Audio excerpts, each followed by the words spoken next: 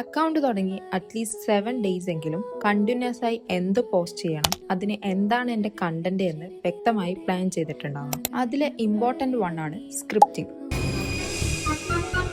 പലരും ഇത് സ്കിപ്പ് ചെയ്യും. അതാണ് വലിയ മണ്ടത്തരം. സ്ക്രിപ്റ്റ് എഴുതുമ്പോൾ എന്ത് പറയണം എന്ത് പറയണ്ട എന്നൊരു ധാരണ നമുക്കുണ്ടാവും. പിന്നെ ഇതാർക്കും വായിക്കാൻ കൊടുക്കണ്ട കേട്ടോ.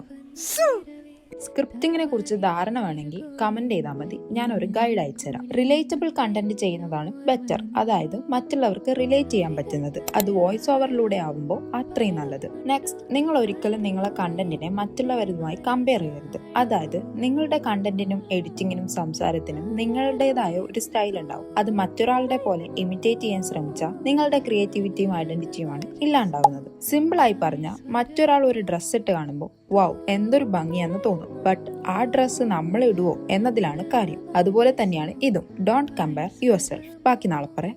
ബൈ.